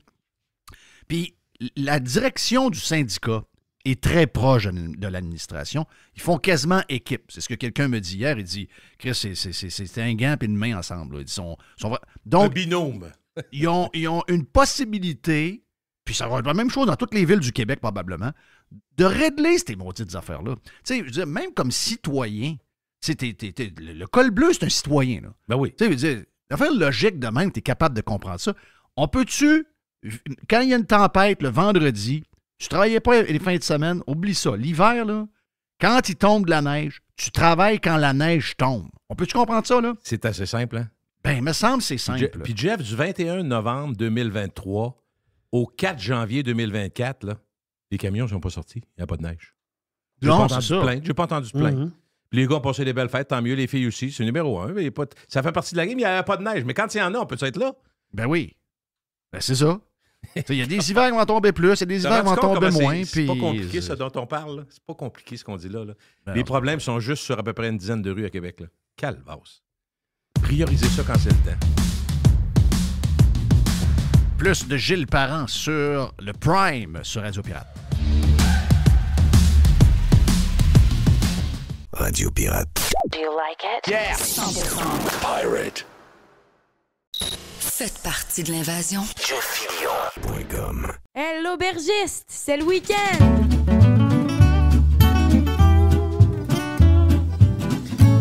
Oui, j'ai soif. Crif que j'aime ça quand j'entends ce thème-là. On dirait que je suis libéré. On dirait que... Moi, je suis un gars du Saguenay. Là. Donc, nous autres, on a toujours vécu pour la fin de semaine. La fin de semaine, on dirait que le lundi, mardi, on ne sait plus quoi faire. Mais on vit pour la fin de semaine. Donc là, je suis content. J'ai hâte en fin de semaine. En fin de semaine, il y a du football. Oui. Je vais essayer de voir notre chum Martin qui vient du fin fond du Pacifique, donc qui n'est pas trop loin. Oui, tu vas essayer de voir Martin, oui. On va essayer qui est à Fort Pierce. Oui, il n'est pas trop loin, donc on va peut-être essayer de se croiser. Et dimanche matin de bonne heure, je m'en vais à la chasse aux sangliers. Oh boy, oh boy. OK. Là. Yes. Puis j'ai un vrai gun. Regarde, je vais prendre des photos, là, vous allez capoter sur le gun que j'ai. Là. J'ai un vrai gun. Mais là, as-tu un gun ou t'as un gun que tu vas te servir? Est-ce que tu vas tirer sur les bêtes? C'est ce qu'on verra, là. C'est ce qu'on va voir. Le gun, je peux tirer le sanglier à 1 mille d'où je suis. OK, il y a une lunette. Ah oui, c'est c'est des guns de sniper, là. Parce que tu sais qu'il y a... Tu l'as vu cette semaine au Québec, là, ils l'ont dit qu'il y a 2 sangliers, il y a 2... c'est quoi? C'est c'est quoi des cochets? Des cochons sauvages. Oui, c'est ça. Donc, il y en a 2 qui se sont sauvés et ne sont pas capables de les trouver. Et ça fait des bébés au bout. C'est un gars et une fille. Là. Si jamais ils perdent le contrôle, on va en avoir au Québec. Là. On va en avoir plein. Là. Et ici, c'est un problème. Là. Ici, tu peux en tuer toute l'année parce qu'il y en a beaucoup trop. Là. Donc, ça crée des problèmes terribles parce qu'ils sont en haut. Il n'y a pas personne. Il n'y a pas de prédateurs. C'est ça, exact. Il n'y a aucun prédateur pour eux autres. Donc, ils font ils brisent la nature. Ils peuvent attaquer des troupeaux de petits veaux, de vaches, exactement. etc. Donc, c'est un gros problème. Donc, on a la liberté de pouvoir les tirer, puis ils veulent qu'on les tire parce que c'est un problème. Et c'est une très bonne viande en michoui, une des meilleures viandes que vous pouvez manger. Donc, dimanche, c'est ça que je fais. Et je vais écouter un peu de football, un peu de bière. Pourquoi pas peut-être me trouver un bon vin? Qu'est-ce que tu nous conseilles pour le week-end, mon ami Jerry l'aubergiste? Je vous conseille quelque chose de bon. La face, c'est que quand on arrive en janvier, dans le domaine du vin, OK, janvier, c'est comme un genre de mois des bilans. Les bilans de 2023, parce que on a goûté plein de patentes en 2023. Et là, il y a un genre de bilan qui se fait. Wine Spectator, OK? Moi, j'aime beaucoup Wine Spectator. Eux autres, ils ont fait leur bilan, parce qu'ils font plusieurs bilans, OK? On s'entend dessus. Les bouteilles, des grands crus, les ci, les ça, telle affaire. Et là, ils ont fait leur moi, je pense que Wine Spectator, c'est une référence, vraiment. Là, sont extraordinaires. Écoute, dans une année, il va y avoir entre 15 et 16 000 vins qui vont avoir une cote. C'est capoté, là. Non, ils ont plusieurs personnes qui vont goûter, plusieurs personnes qui vont goûter à l'aveugle, les yeux bandés, ils ne savent pas ce qu'ils ont devant eux autres. Donc, c'est un vrai processus. Et dans les fameux bilans, ils ont sorti les bouteilles, le top 10 des bouteilles, on pourrait dire, je ne vais pas dire entrée de gamme, je vais dire bon rapport qualité-prix. OK, là, c'est intéressant. Le top 10 de Wine Spectator, bon rapport qualité-prix. À chaque dollar, tu as une qualité. Je dépense 20$, ben, est-ce que j'en ai pour 20$? Ben, les meilleurs vins pour 20$, pour 30$, pour 15$. Des bons deals, en réalité. Dans la liste qui ont sorti des 10, le top 10, j'en connais 3. Parce qu'il y a des vins de partout, là. On s'entend dessus. Moi, j'en connais 3. Le premier de la liste, le numéro 1, Uno, c'est le fameux, je sais que les Québécois connaissent ce vin-là, surtout les fans de Pinot Noir. Ils l'appellent la Crema. Le Pinot Noir, la Crema. Vous le connaissez, c'est sûr. Souvent ici, dans la région de Québec, surtout peut-être à Montréal, je ne sais pas. À Québec, il y a beaucoup de restaurants qui gardent ce vin-là. C'est un Pinot Noir fantastique. Une bouteille qui vaut 35$ dans ce coin-là. C'est un vin qui vient de la région de Monterrey, en Californie. Donc, ça, c'est le numéro 1 que moi, je connais. Les autres, je ne peux pas en parler. Mais moi, j'en connais 3. Donc, la Crema fait partie du top 10 de Wine Spectator. En 6e position, Wine Spectator met le champagne Nicolas Feuillatte. Nicolas Feuillatte, c'est une bouteille qui vaut à peu près... Il y a du champagne à 90$ la bouteille, du champagne, les prix à plus de... Un champagne normal, c'est quoi? C'est sur les 15$ la bouteille, 80$ la bouteille. Nicolas Feuillatte, c'est 56$ ou dans ce coin-là. Donc, c'est un champagne peu dispendieux, mais qui se fait extraordinaire. Moi, je le connais bien. Nicolas Feuillatte, je l'achète de temps en temps. Quand j'achète un champagne de temps en temps, je ne paye pas toujours 100. J'aime ça. Mais c'est un bon deal. C'est un champagne qui est assez citronné. Il est très minéral, mais il y a un côté citronné. Moi, j'aime beaucoup le Nicolas Feuillatte. Mais en 9e position, donc dans le top 10, j'en connais 3. La Crema, Nicolas Feuillatte et l'autre, je le connais très, très, très bien. L'autre, je dois boire 2 à 3 bouteilles par année. Je le connais bien, c'est un vin que j'achète depuis longtemps. C'est un Côte-du-Rhône. Côte-du-Rhône, un pur Syrah. Donc, le cépage, la Syrah, c'est un cépage. La Syrah, là, c'est full fruit. Juicy, très fruité. Le nom, c'est Saint-Cosme. C-O-S-M-E. Saint-Cosme. Mais les Français, ils disent Saint-Côme. La vraie manière de le dire, c'est Saint-Côme. Mais moi, je vais vous dire Saint-Cosme comme il est écrit. Donc, on est dans la côte toute la région du Rhône. Il y a 2 régions. Il y a septentrional, donc le nord, le Rhône du nord, et le Rhône méridional, le Rhône du sud. Là, on s'en va dans le sud. On s'en va pas loin de la ville de Orange.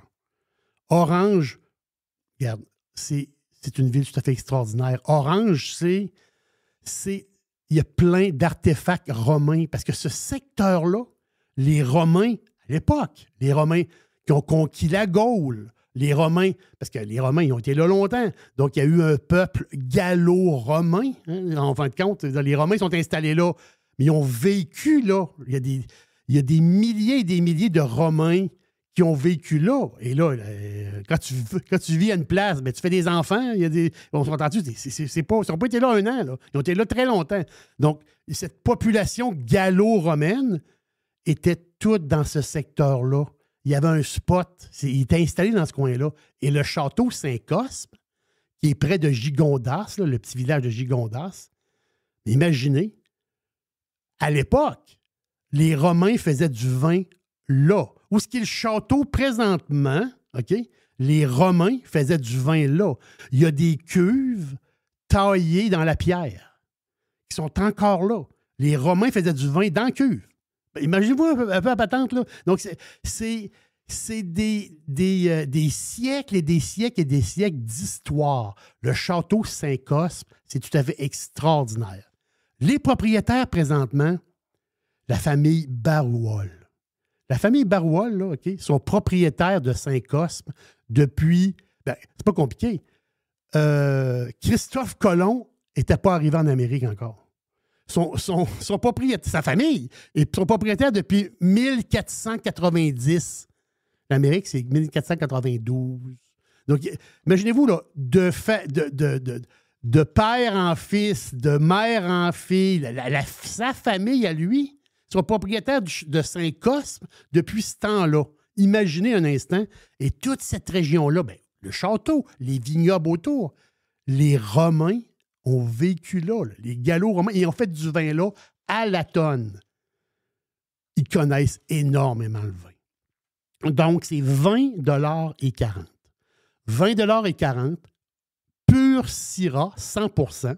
La moyenne d'âge des vignes, c'est 60 ans. C'est pas rien. Puis, c'est capoté, hein? Quand ils travaillent la vigne, quand ils travaillent dans le vignoble, là, des fois, ils trouvent des artefacts du temps. Là. Une pièce de monnaie, une bébelle. C'est capoté. Les Romains ont vécu là. Tout ce secteur-là, c'est fou. C'est un sol calcaire. Il y a de l'argile rouge aussi. C'est capoté. Saint-Cosme fait du vin exceptionnel. Puis, ils ont du vin très, très haut de gamme. Vous checkerez à SEQ. Là. On peut monter encore plus haut. Mais moi, je pense que leur Côte-du-Rhône régulier à 20,40 $ est fantastique. Donc, c'est une Syrah assez intense, belle couleur pourpre. On va dire, il y a un côté très, très mûr. C'est la mûre, là, le fruit. Moi, je trouve qu'il y a un petit côté viandé un peu dans ce vin-là. Puis, regarde, moi, je n'ai pas le pif ultra développé. Moi, je sens un peu, il y a de la fleur. Je sens qu'il y a de la fleur dans ce vin-là.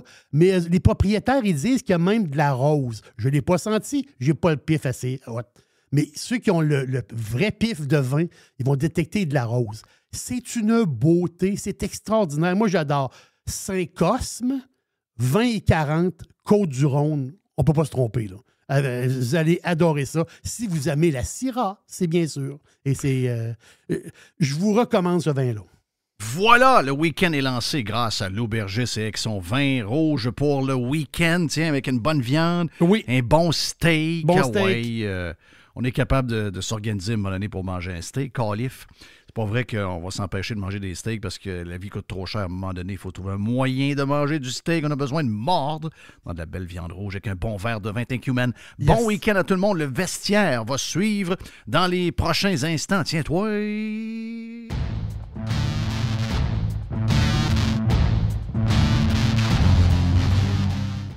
Pirater, c'est légal. Radiopirate.com. Radio Pirate. 100% 100% pirate. This is going to give you the energy to go on. Radio Pirate. Radio Pirate. Le vestiaire vous est présenté par Frédéric Masson Remax, un courtier immobilier pirate, authentique et super impliqué pour ses clients depuis 20 ans. Avec son équipe, il est présent partout dans la région de Québec. Ses mises en marché font wow! Expérience, compétence, transparence, performance. Nous, on vend. FrédéricMasson.com. Through the center zone for Montreal, the pass across, they score!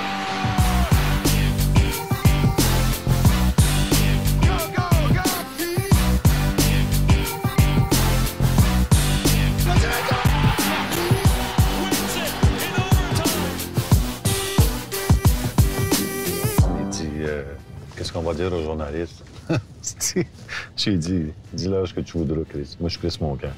Voilà, merci Guy pour... Hey, salut boys, content de voir. Salut Jeff. Mais oui. Vous avez pas eu... Vous savez ce que ça veut dire quand Mr. White vous appelle pas pour faire un vestiaire au retour de l'année après 2 semaines? Ça veut dire que vous êtes sur le bord de vous faire kicker out, les boys? Ouais, c'est sûr que... faudrait être plus discipliné. Mais moi, j'ai fait des Dodge News quand même. Oui, c'est vrai, t'as fait des Dodge News. C'est ça. Oh, ouais. Ben, il y a juste Max. Là. Max, c'est vraiment le plus indiscipliné de notre gang. Là. Pourtant, vraiment, Max, c'est Monsieur Rumeur. Là, ouais. Puis moi, j'aime ça. Moi, j'aime pas tellement ça, les rumeurs, mais de temps en temps, j'aime ça. Monsieur Potin. Mais ça, t'appellerais plus souvent, Jeff. Non, mais blague à part, la semaine passée, on vous a laissé, ou en début de semaine, il y avait du football. Fait que je vous laissais avec votre dada football. Je n'écœurais pas trop avec le hockey quand vous avez la tête au football de la NFL. Mais là, on est jeudi, on peut bien parler de hockey un peu, Dodu, tant qu'il s'en parle? Ben là, oui, certain. En plus, surtout que Caulfield se met à compter. Là. Caulfield is on fire, les gars.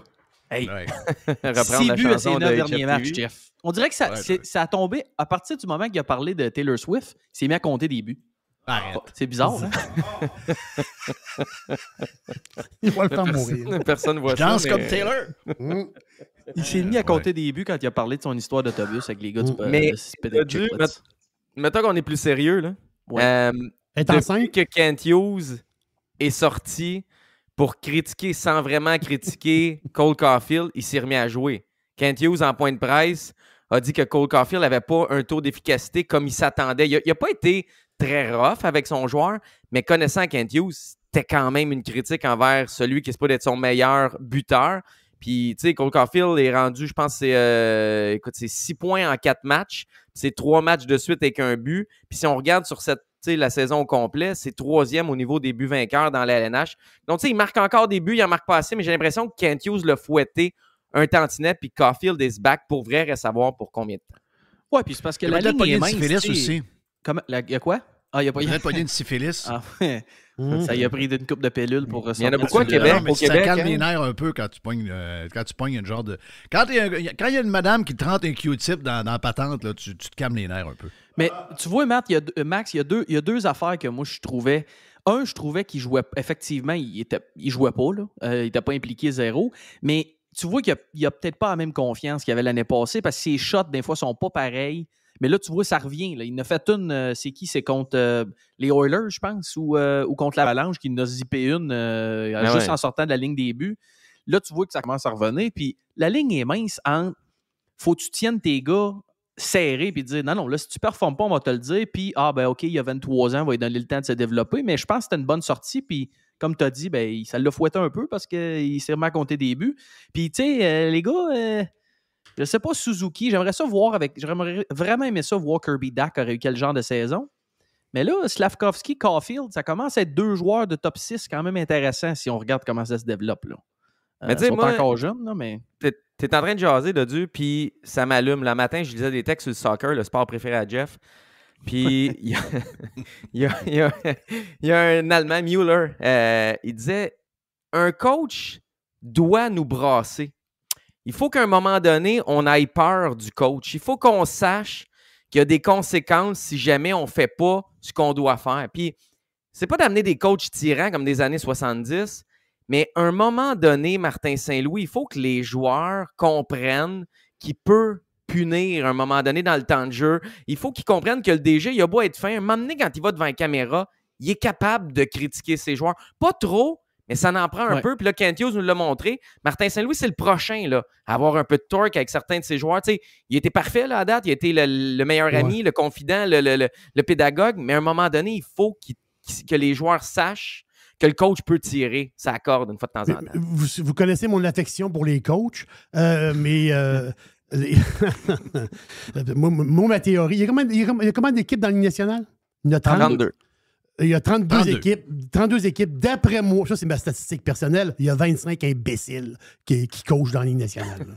mais je vous dirai pas qui, là. Mais l'affaire, c'est que... En tout cas, dis-nous plus qui sont pas pires. Ouais, c'est ça. Moins long. mais le coach du Canadien, moi, je l'aime. Oui, je peux pas être en pamoison, ça arrivera jamais. Je suis pas en pamoison avec aucun coach. Mais je l'aime. Mais il y a une affaire que j'aime beaucoup, c'est qu'on vient de le dire. Caulfield, Suzuki puis Slav, là, ils jouent ensemble depuis combien de temps, eux autres? Quelques semaines. Voilà, et là, la patente, et là, l'histoire. Moi, les coachs là, qui font du overcoaching puis qui changent ses lignes continuellement, je les déteste. À un moment donné, les joueurs, puis Jeff, il a joué au hockey. Moi, j'ai pas joué au hockey à un niveau Moi, j'ai joué avec les mêmes gars pendant. J'ai joué tout mon hockey junior avec les mêmes gars. Mon hockey mineur avec tous les mêmes gars. Oui, mais Jeff, jusqu'à junior. Avoue que sur la glace, tu commences. Dodu, tu as joué au hockey aussi.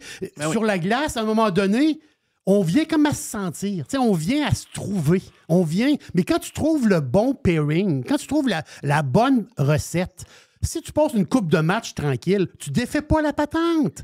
Non, mais Jerry, le maire jouait avec Shot puis Lafleur. Là. Ça veut dire à un moment donné... Ton dernier bout, il est important, Jerry.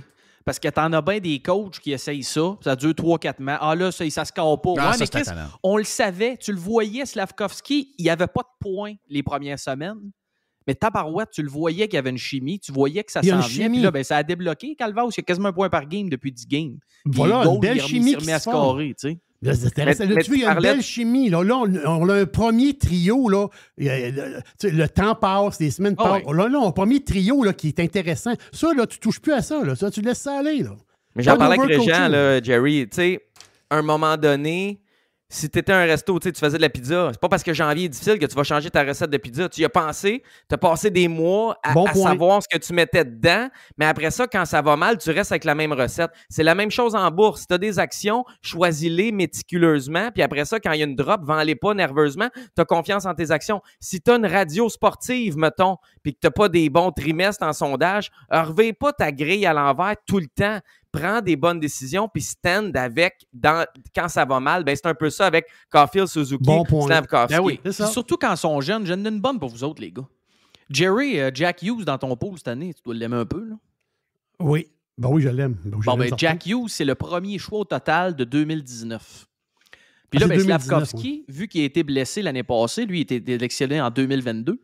Il vient de pogner le 82 games. Fait que même si c'est sur 2 saisons, ses 82 premières parties dans la Ligue nationale viennent juste de finir. Il y a 9 buts, 17 passes, 26 points. Jack Hughes en avait combien? 12 buts, 22 passes, 34 points. Ils sont à 8 points de différence, même si Jack Hughes, quand il est arrivé au New Jersey, il jouait 2 minutes de plus par match. Mais c'est pas il y avait du powerplay direct au début. Je comprends ton point. Je comprends ce que tu veux dire. Je fais juste te dire que Jeff... Ça sera pas la même évolution. Il ne faudra pas dire dans 2 ans il n'est pas au même niveau que Jack Hughes. Jack Hughes, là, c'était un vrai numéro 1 overall. C'était un Messi. C'était un gars qui a battu des records dans le programme américain. Puis tabarouette, il n'a pas fait si mieux que ça dans ses 82 premières games à New Jersey. Fait que donnez-leur le temps. Quand le gars, tu sais, Joshua Roy qui score son premier but hier, le monde il est plus vieux que Slav. Que dire, c'est le fun d'une recrue. Ouais, il est plus vieux que Slavkovski, Calvados. C'est pourquoi il a scoré hier, Joshua? Hein? C'est pourquoi il a scoré hier, Joshua? Parce qu'il est allé au filet? Oui, entre autres, mais parce que le match était loin de Montréal. Il était bien entouré sur la route. Il était encadré. C'est des jeunes. Jeunes, puis on entend des histoires sur Caulfield. Il n'est pas tout seul à avoir des histoires, Caulfield. Puis ils ont comme une passe à passer. Ils ont des trucs à apprendre. Il faut qu'ils réalisent que ça, tu peux pas faire ça. Mais Joshua, il était parfait sur la route, mais regarde sa glace, il a l'air d'un joueur de la LNH. Ces gars-là sont en apprentissage. Joshua, pourquoi c'est pas un hasard. On entend des rumeurs sur Roy comme de quoi qu'il fête un peu à Laval? Oui. Ils vont au Fuzzy. Disons. Ça n'existe plus, hein, les gars. Ils vont au bar Laurentide. Mais c'est ça le problème, les gars. Encore, lui, le Fuzzy. C'est pour ça que je voulais être sûr qu'on couvrait. C'est ça le problème, les gars. Tu sais, ils font des reconstructions, les équipes, puis là, il n'y a pas de vétérans. Puis là, tout le monde dit il manque de vétérans. Vétérans, là, dans une reconstruction, c'est pas juste pour jouer en piqué, là. Puis c'est pas juste pour bloquer des shots. Non, c'est quand la game est finie. Ben oui. Hey, puis attends un peu, ça Max. t'en prend. Moi, t'en rajouter. Le gars arrive dans la Ligue nationale, se fait rappeler, commence ses 2 premiers matchs à la maison. Fait que, comme t'en as parlé, une pression additionnelle pour un gars qui s'appelle Roy Québécois à Montréal. Puis il joue ses 2 premiers games contre Mec-Jésus puis McKinnon. Tu sais, tu te dis, attends une minute, là. J'arrive dans le show, puis là, tu vois l'autre patine à 103 000 à l'heure. Tu sais, c'est pas des games faciles. En plus des joueurs locaux, tu pars ta game contre 2 équipes, 2 joueurs, probablement les 2 meilleurs joueurs de la Ligue. Oui, puis quand t'es rappelé, tu t'en vas pas dormir. T'sais, toi, t'es au niveau hockey. Moi, je vais au niveau en dehors de la patinoire. Là, ça fit avec nos personnalités puis notre job. Quand t'es rappelé, tu t'en vas dormir tout seul dans ton condo ou dans ta maison de ville. T'es pas sur la route puis avec une autre recrue dans la chambre avec David Savard, l'autre bord du mur mitoyen en J-Proc. C'est il y a quelque chose à Montréal, à Laval, qui était plus risqué dans les premiers jours pour Josh Roy. Là, tu l'amènes sur la route, il tombe dans un environnement parfait. Et hasard, non. C'est là qu'il connaît son premier vrai match où il a l'air d'un gars de la LNH. Tu sais, c'est important d'encourager les jeunes. Il joue avec qui encadrés. aussi? Pour supporter ce que tu apportes au niveau de la patinoire, il joue avec Monahan. Bingo. Fait que, je veux dire, tu l'as, ton vétéran qui est là, qui va l'épauler, qui va... Je sais qu'il y en a qui veulent l'échanger, là. Parce que c'est sûr que si tu peux avoir... il n'y en aura pas beaucoup des Monahan sur le marché des transactions. Fait que c'est sûr que si tu as un offre comme tu as eu pour Chiarot il y a quelques années, où tu as un choix de première ronde pour ce gars-là, fait que ça va dépendre de ce que tu peux recevoir, mais Calvao, je le garderais peut-être. Tu sais, il y a juste 29, Jeff, là. Il n'y a pas 34. Oui, mais là. c'est des choix de première ronde, de fin de première ronde. Parce que c'est des clubs qui vont se rendre loin en série la plupart du temps. Fait qu'il faut juste faire attention. Tu n'auras pas un Jack Hughes avec ce choix-là. Tu vas avoir un Philippe Méchard qui est un peu plus risqué, un Michael McCarron, un Nathan Beaulieu. C'est correct. On a Michael McCarron, garde-les puis signe-les, Monahan. Ben, c'est exactement ça la question. Pour vrai, de Dieu, moi, je ne sais pas, je l'échange. Je ne sais pas. Moi, personnellement, je ne l'échangerais pas pour la simple et bonne raison qu'il a 29 ans, Max. Il va être là. Dans 2-3 ans, quand on va être meilleur, il va être encore en bonne shape. Là. Jusqu'à preuve du contraire, parce qu'on le sait, il y a eu des blessures. Mais là, il est là. Et il joue. Il est très bon. À moins que tu obtiennes la Lune, moi, je le garde. Mais c'est sûr que s'il arrive dans l'entre-saison et il demande 6 millions par année, peut-être plus un problème. C'est le problème. Mais ça va dépendre. T'sais, il y a une bonne saison, mais il n'y a pas les stats d'un gars qui va signer à 6 par année. Comprends-tu? Ouais. Fait que, bref. C'est assez d'hockey. On devrait parler de potin, je trouve. Là. Mais non, mais sérieux, avais-tu d'autres choses? Est-ce que Drouin, moi, ça va avec, parce qu'ils ont passé cette semaine. Ça va vraiment bien avec l'Avalanche? Un point par game depuis 10 games. Wow! Mais au début de l'année, il a fait de la terrasse un peu. Là. Il a fait du popcorn. Il a fait du popcorn au début de l'année, mais là, il est revenu. Là. Hey, il est dans les top 5 attaquants les plus utilisés de la LNH depuis que 2024 est commencé. Ouais, il a joué des games de 25, 26, 27 minutes. Ben oui. Mais, tu sais, puis il livre. Pour vrai, il est actif, il bouge à la patinoire. Tu vois qu'il file, joue avec McKinnon. McKinnon aime ça. Rantanen, c'est tout un allié pour compléter ça.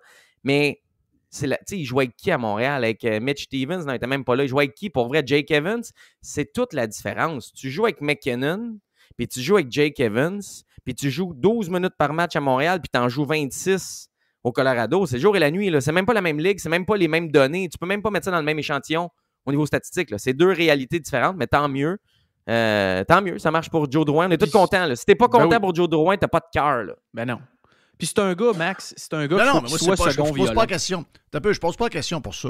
Je pose pas la question de content, pas content. C'est juste que, tu as raison, là. Je viens de comprendre ton affaire, mais n'empêche que c'est le millième exemple de joueur talentueux qui, à Montréal, ne réussit pas à jouer. Je ne sais pas pourquoi. Il y a quelque chose. Moi, je continue de penser. Je l'ai tout entendu sur Caulfield. Moi, mon équipe, j'en ai pas d'équipe, mais c'est plus les Panthers. Là. Je regarde plus de matchs des Panthers de ce temps-là. Puis, je me dis souvent, sacrément, je briserai pas la chimie qu'ils ont, là, mais mettons, tu mets un gars comme Caulfield et qu'eux autres, là, le gars, il est déjà rendu comme Bennett, comme Reinhardt, il est rendu à 32. Ouais. Ouais, mais c'est parce que la différence... ça qui m'énerve. Mais je comprends ce que vous allez me dire. Je sais. La qualité des joueurs alentour, la patente, je sais.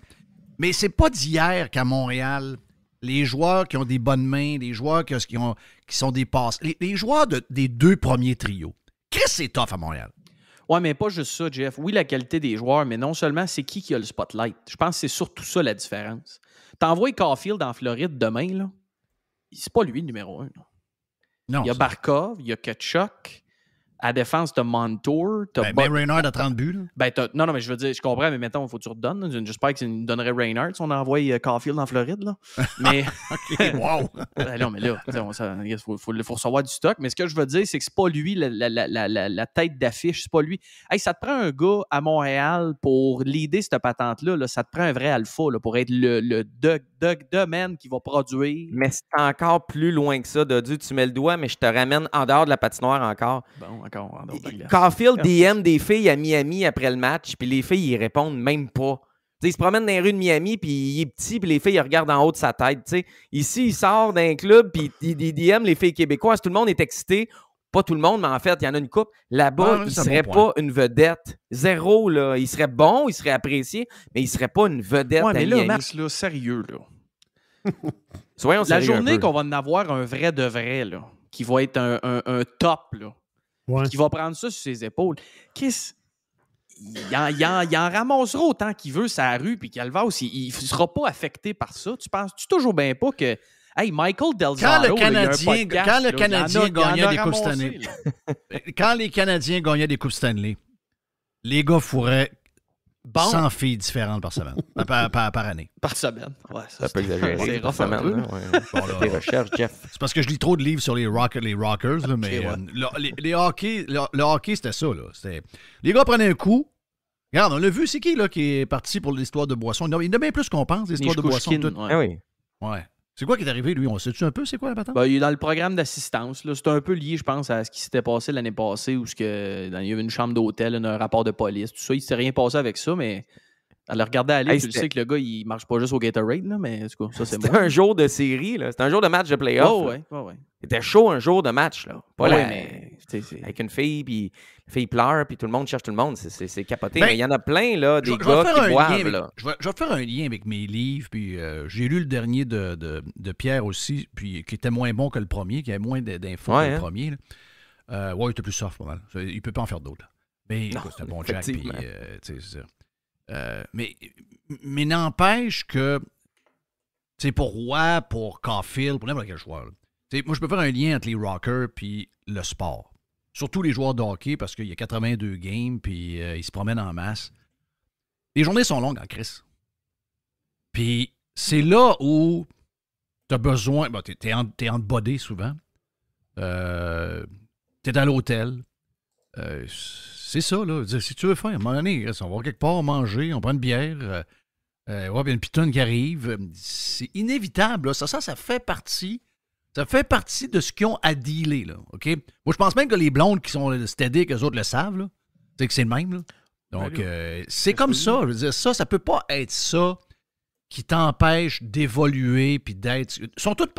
Toute la gang sont pareils, probablement. Mais il y a une limite, je pense. Parce que regarde, en 2024, c'est plus comme en 88. Puis je pense que McDavid, on l'a vu une fois se promener chaud avec une blonde qui était avec une fille qui n'était pas sa blonde, mais c'était à peu près tout. Bédard, il est sérieux. Crosby est sérieux. Je pense qu'aujourd'hui, en haut de la pyramide, tu sais, si tu fais un party sur l'alcool, ça enflamme, en tout cas, ça fait de l'inflammation dans ton corps. Puis qu'est-ce que ça fait? Ça fait que tu es moins performant, puis ça fait que tu es plus sujette aux blessures. Si tu prends beaucoup d'alcool, tu as plus de chances de te blesser. C'est un lien scientifique. Tu peux plus, je pense, être tant que ça sur le party pendant une saison dans le sport professionnel en 2024. C'est mon opinion. Après ça, je dis pas qu'ils se saoulent la face, là. Mais les boys, ils vivent un peu plus qu'on pense. Moi, c'est juste mon point, Max, qu'il le fasse ou pas. Ça prend un gars, tu sais, un genre de Travis Konechny là, à Philadelphie, là, que lui, là, c'est ton leader of men. Là. Le gars, là, lui, il a une attitude de je m'en calisse. Tu comprends-tu? C'est comme let's go, on le fait, telle affaire arrive. Tu sais, ça prend des gars avec un caractère spécial faire ça. Puis c'est sûr. Logan Mailloux? Pour de vrai, je suis sérieux, ça a l'air d'une blague, mais Logan Mailloux? Ben, peut-être, Max. Mais ça passera pas à Montréal, man. Ben là, ça passera pas. Ça passera pas avec qui? Moi, je peux. La journée que tu me dis que ça passe vraiment que je fasse la ligne, on va défoncer l'heure, là. Ouais, mais c'est parce que ça prend un gars que ça passe pas avec qui? Que les journalistes, le gars va se pointer devant la caméra, il va dire moi, je fais mes affaires. T'es correct, aucun problème. Là. C'est quoi l'histoire, là? Ça prend un gars de même. Ça prend un gars de même. Ça prendrait, mais dans la réalité actuelle, on va le sortir après un an et demi. Party comme Beaulieu, Person Thomas. J'espère que le chauve va le défendre. Là. Sinon, le chauve, c'est pas le bonhomme, c'est pas le bon en poste. Là. Pourtant, je l'aime, le chauve. Parles-tu de moi, Dieu? Ou Non, je parle de... Okay. Mais est-ce que vous pensez que, quand tu dis ils vont le sortir, si on parle des médias, est-ce que les médias ont encore ce pouvoir-là? Dans bien des places, ils l'ont plus ou moins, là. C'est tellement effrité comme le nombre de places où on peut s'informer tout que les gros, finalement, sont rendus tout petits. Là. Mais vous parlez des médias pour ça? Vous parlez que c'est les médias qui pourraient sortir du monde? Les médias du Québec. Tu sais, je pense que partout dans le monde, en Europe et aux États-Unis, les médias continuent de pitcher leur agenda, mais que les gens commencent à se tanner de leur agenda. Tu sais, on le voit avec Trump. On le voit avec des chars à essence, on le voit avec plein d'affaires, on le voit avec la droite. La droite a beau être ramassée constamment dans les médias, les citoyens commencent de plus en plus à voter pour la droite. On retourne vers des politiques de droite. au Québec, on a encore ce pouvoir-là. LCN a encore un pouvoir qu'il n'y a plus ailleurs en Amérique du Nord. Je ne sais pas pourquoi au Québec, les médias ont encore ce pouvoir-là, Jeff. Si les médias se mettent sur, je ne sais pas, moi, Josh Roy, mais ça n'arrivera pas, là, mais si tout le monde se mettait sur lui... Il y a toujours un décalage. C'est vrai, j'avoue qu'il y a toujours un décalage au Québec, mais ça va venir. Là. Ce que tu parles là, ce que tu fais comme observation d'ailleurs, ça va finir par arriver au Québec, ça c'est clair. C'est la langue, Jeff. C'est la langue. Oui, c'est ce qu'on parle, là. C'est le genre de clôture qui est alentour, c'est la petitesse. Oui, ça existe encore, mais... Ouais, mais moi, je pense que c'est l'importance qu'on y donne, puis c'est le pouvoir qu'on leur donne, mais dans la vraie vie, je dis pas que c'est comme en Europe, et je dis pas comme c'est aux États, mais dans la vraie vie, c'est beaucoup moins gros qu'on pense quand eux autres font une crise de bacon. Quand les médias font une crise de bacon, je trouve que c'est comme nourri entre nous autres, là, entre les gens qui... Puis là, ça devient comme une genre de fausse crise. Puis là, au bout de ça, l'organisation... Mais qu'est-ce calme-toi les nerfs, là. Va-t'en dans la rue qu'un micro, va demander au monde ce qu'ils en pensent, va, puis va voir s'ils la connaissent, ton histoire. Tu vas faire un crise de saut. Puis là, après ça, il va dire, ben là, finalement, il n'y a pas d'histoire. C'est quoi, attends? Oui, parce que c'est ce que tu en fais avec. Tu sais, à un moment donné... Tu sais, pourquoi ça a marché, Patrick Roy, à Montréal? Ben oui, il y avait du talent, il était bon, je comprends, là. Mais il y avait une FU attitude pas mal, là, le gars, là. Tu sais, je comprends qu'il n'y avait pas de social, il n'y avait pas de médias sociaux, il n'y avait pas d'histoire de même, là. Mais Patrick Roy, en 2024, moi, je suis convaincu que ça marche pareil, là. Mais il y en a pas beaucoup. Je te parle même pas au niveau talent, Max. On parle d'en dehors de la glace. Des Patrick Roy, en 2024, dans les jeunes que tu vas repêcher qui ont 18 ans, il n'y en a pas beaucoup, là. On veut que tu ailles une attitude. Le Canadien encourage le comportement puis l'expression de ses joueurs. T'sais, Chantal l'a dit, là, elle est allée voir Cole Caulfield puis il a dit arrête de jouer à cassette. Donne-en aux médias, mais on encourage encore le politically correct. T'sais, ce qu'on veut, c'est que Caulfield en donne aux médias, mais qu'il en donne gentiment, bon garçon. Puis tout. On encourage comme exprime-toi, mais exprime-toi de la bonne façon. Hein? Fait que, je pense donc, la NHL. C'est pas comme Dana White puis la UFC, là. Non, puis hey, ben Jeff, non. Faut que je te compte ça. OK, j'ai pas envoyé ça dans les sujets, là, mais faut que je te compte ça. Tu parles UFC, tu parles NHL, je te le dis, là, tu vas capoter. La MLS a une politique qu'avant de nommer un employé dans un poste de coaching ou de direction, elle impose à ses équipes d'interviewer un noir. C'est une politique d'inclusion, OK? Le but derrière, c'est de donner une chance aux gens de personnes noires. Bien, l'Impact, le CF Montréal avait trouvé son nouveau coach puis il ne pouvait pas le nommer parce qu'elle avait interviewé aucun noir. Fait qu'il se cherchait un noir de service pour interviewer, pour pouvoir nommer le blanc après. Sérieux, je comprends c'est dégueulasse. Moi, si je suis noir... Moi, je suis noir, j'ai en tabarnak. Vraiment? Plus en tabarnak qu'un blanc, je pense. Oui. Ça n'a pas de sens. On envoie des politiques. Tu parlais de NHL, de UFC. Moi, je t'amène juste la MLS 2 secondes. On amène des politiques de bien-pensants, là, mais au final, ça n'a pas de crise de bon sens et de logique une fois que c'est appliqué. Fait que là, on a interviewé le noir. Ben là, on a nommé David Sevry comme adjoint. C'est incroyable. Voilà. C'est incroyable. Mais mettons que la NHL, on va finir avec ça pour le live. On va continuer sur le Prime. Mais mettons que le Canadien et la NHL ont un joueur qui s'en va avec un micro avec les logos en arrière, puis s'en va avec une patente de même. Là. You got like fucking... yeah. Well, I did want to ask you... Did you vote for Trudeau? I'm not going to say. And let me tell you something right now. If a man says he's not going to say, like if you ask a motherfucker, did you vote for Biden? He's like, well, I'm not going to say. That's none of your business. He voted for fucking Biden. Sean, so hey, Sean, I'm glad you've had great experiences. So this is what I'm talking about, you guys. The enemy of Canada. Sure. All right. That's what it's got to be. It's got to be. We've got a pretty supportive gay and lesbian community in this city. I did want to ask you about something you wrote a couple of years ago. You said if I had a gay son, I would think I'd... Oh, look, another. I'm saying to you, the swamp, you guys, the swamp. You become a champion, you become a star, and someone says... Let me ask you something. Are you gay? Have you had the chance to interact with a more diverse... Are you? Let me know. Are you gay? Can I get an answer? Well, no, I'm asking. This is part of. Are you a gay man? I'm an ally of the community. Okay. If you had a son and he was like, you had a son, he was gay, you'd be like, oh man, you don't want a grandkid? No problem with it. Oh man, well, dude, you're a weak fucking man, dude. You're part of the fucking problem. You elected Justin Trudeau. Like, when he sees the bank accounts, like, you're just fucking pathetic. And the fact that you have no fucking backbone And has he shut down your fucking country and seized bank accounts? You ask me some stupid shit like that, go fuck yourself. Move the fuck on, man. Imaginez-vous si la Ligue nationale où le Canadien avait un joueur à un moment donné qui pète une coche avec un journaliste, un esti de woke, pendant une conférence de presse. Je voudrais voir ce qui se passera au Québec. Il est saucé, il est moté solide, ce gars-là. Puis il est à Toronto, il fait chaud. J'ai hâte de voir à Toronto en fin de semaine. D'après moi, plus de monde vont l'applaudir que l'inverse. Là. Oui, je pense que oui. Eh ben voilà pour le vestiaire. Merci à Max Truman. Dans lescoulisses.com pour Max, le dodu. Jerry, toujours l'étoile du match. Merci en passant pour la production, notre ami Mr. White, avec sa grosse voix feutrée malade. Ben voilà, le week-end est lancé en passant. C'est le jeudi qui est fait demain, dernière de la semaine. Gros week-end de football à venir. Enjoy, see ya!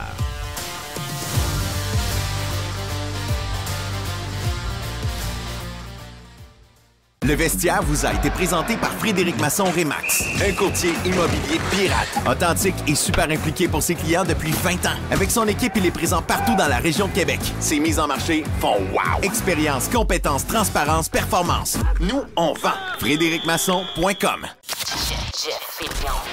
JeffFillion.com